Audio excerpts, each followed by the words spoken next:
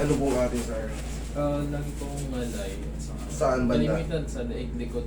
Leeg likod. Ano na eh, medyo mahaba. Medyo mahaba na yung nararamdaman mong masakit. Ah, Ngayon, wala kang opera? wala no. Wala kang mga simplang-simplang sa ano, walang fracture before? Wala naman. Okay, good. Sa ano yung bunga lang ng kasipagan yan, na-stock. Yun nga rin yung sabi ni Doc eh, parang dahil sa pagtrabaho kasi lagi nakaupo sa office eh. Kaya nga, bunga lang ng ano yan.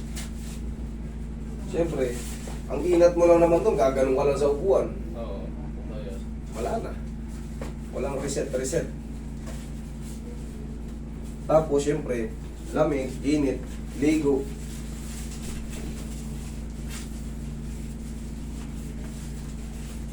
Tapos, bihira na tayo nakakapagpapawis. Yeah.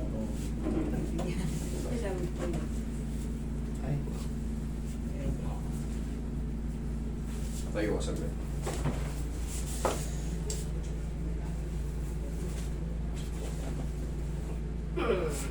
Okay po.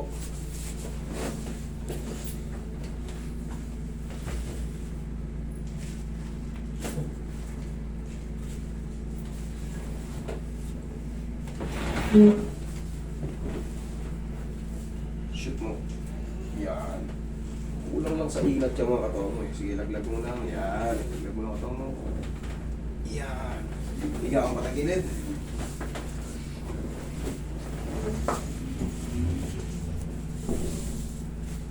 Buti binalabas si Neves.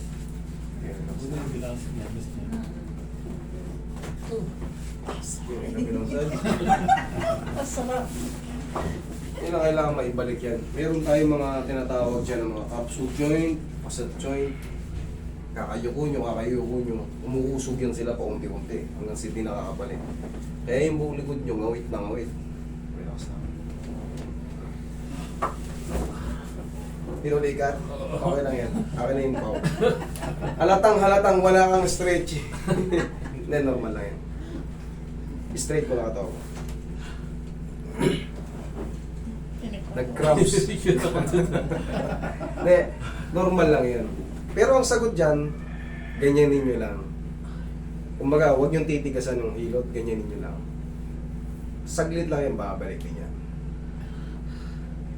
Yan. Halatang wala ka talagang mga stretch. Okay, dapa. Saglit lang naman, kita nyo? Okay. Yan.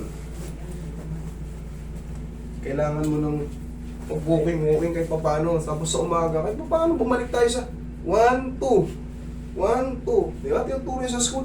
1, 2. Pag puro aircon na tayo, puro aircon, tapos lalabas tayo ron sa aircon, gabi na.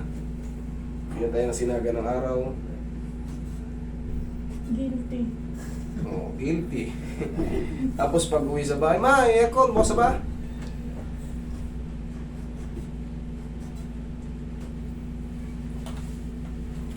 Pero yung mga gantong kaso, madali lang to. Reset lang to. Tapos syempre, full body massage. Para yung mga, kita nyo konting pihit, nag-cramps yung tagiliran niya. Pag nag-cramps kayo, huwag yung pinipitin. Huwag. I-relax nyo yung katawan nyo, tapos saplosan nyo ng pau. Saglit lang yun. Alright, dito kayo. Dito ko sa ilalim. Yung mga nag-uopisina, yung mga madalas nag-uopisina, alam kong stress na stress lang kayo. Wala lang kayong time. Pero bigyan nyo ng time pati. Mas magiging productive kayo pagka maganda yung pangangatawan nyo. Pero kung kayo ay hindi kayo pamamanahan ng kumpanya, maniwala kayo pagka kayo sobrang sakit to talaga. Wala na. Sayang yung sexy kayo. Tapos maganda yung pangangatawan nyo. Nakakapasok kayo ng maganda. Pero kung kayo ay pag-upo nyo pa lang, sakit talaga nandito ko. Talaga nandito ko. Pa-adjust nyo na yan. Hindi kayo pamamanahan ng kumpanya pag namatay kayo. Hindi nyo na alam. Hindi pa makakuha ng SS.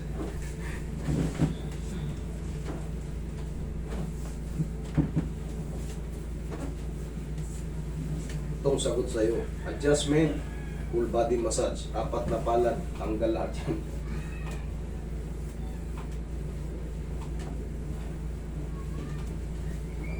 So Sa loob ng 3 buwan o 4 na buwan, isang beses, bigyan nyo ng karapatan yung katawan nyo na guminawa. Hindi puro trabaho. Bigyan nyo ng reward.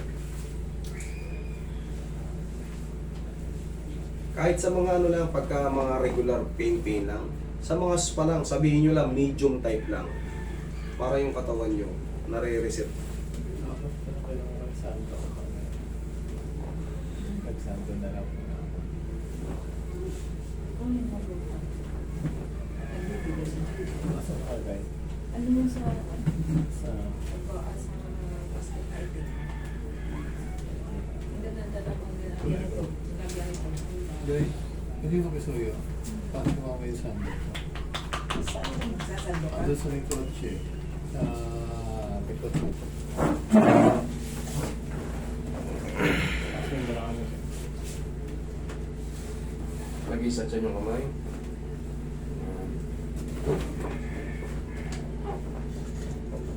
Okay, relax na. Inhale.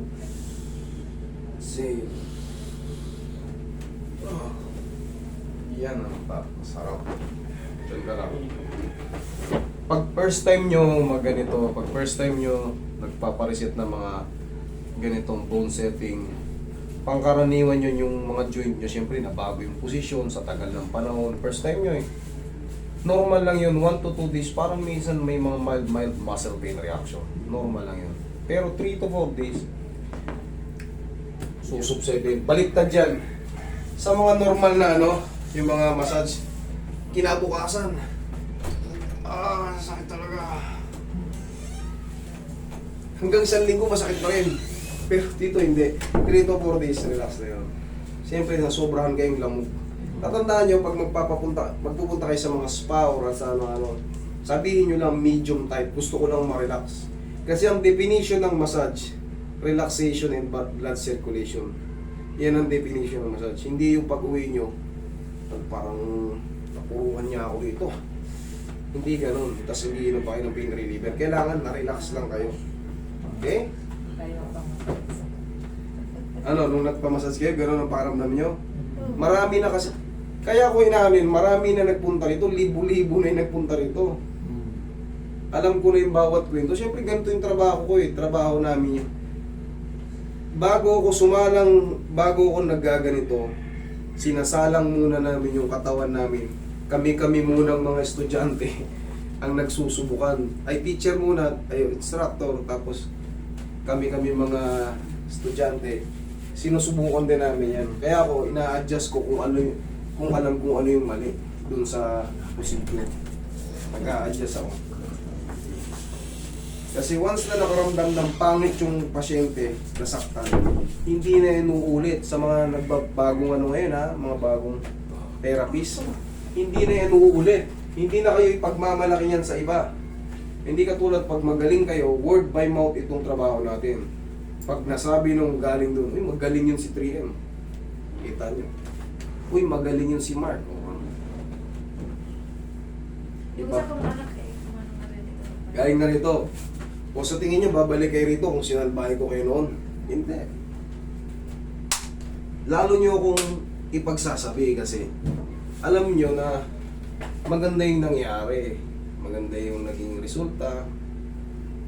Pero pagka katulad yan, nagpamassage kayo dun sa ano, sobrang sakit. O, ngayon, mabalik pa ba kayo? Hindi na. Kaya nga ito, araw ito sa mga ibang ano, sa mga ibang nagiging therapist.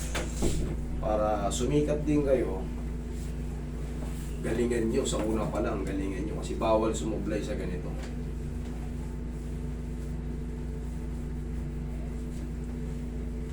Medium type lang palagi. Nadidiinan siya pero never aaray. Yan, katulad yan, no? Nadidiinan pero never aaray. Ang target lang naman natin dito yung mga spasm pag mga ano, madali nang tanggalin yan. Hindi na kailangan diinan yan. Ito kasi si Sir, medyo na-less na talaga yung mga activity niya sa mga workout. Nabugbog kasi sa katrabaho. Kita mo konting galaw niya. Normal naman procedure dito, nag-cramp siya. Kasi nga, yung mga muscle niya talagang stiff na. Pero madali lang yan. Basta pag nag-cramps kayo, kahit sa mga paa, i-straight nyo lang. tiisin nyo lang yung konting sakit. Kasi once na pinilipit nyo, aray, lalong nagkocontract yung muscle, lalong pasakit ng pasakit. Kailangan yan, idiretso nyo lang. Kung dito kayo nag-cramps, diretso nyo lang.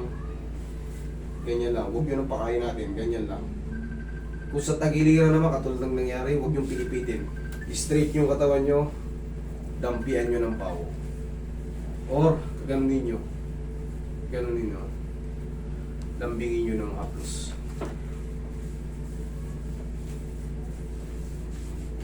Ganun sir. Mayroon na siya. Yan, sa YouTube yan. Pagka meron ka ng ganyan, ibig sabihin, recognize ka na ni YouTube. 100,000 yung halaga niyan ay yung sa followers.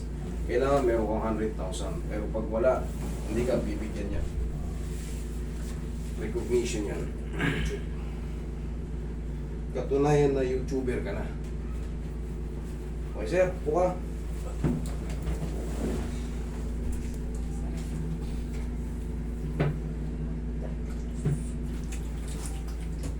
Straight ka lang. Yan. Para yung mga ngalay na mamasadsing ko pa yung ulo nito. Ito yung reward niya sa trabaho. Huwag puro kayo trabaho, mag-ano rin kayo. Kailangan health is wealth tayo. Okay lang yan na ano. Kasi sa harap ng kotse. No problem. Huwag lang direct water. Huwag lang yung direct ligo.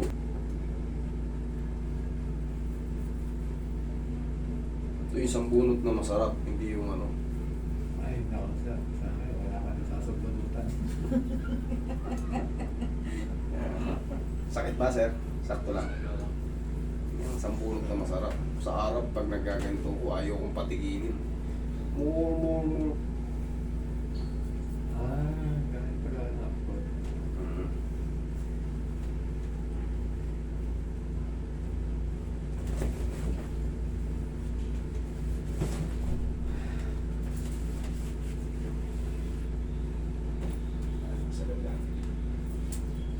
Okay, musta? Yan ang reset. Yan ang masarap. Okay?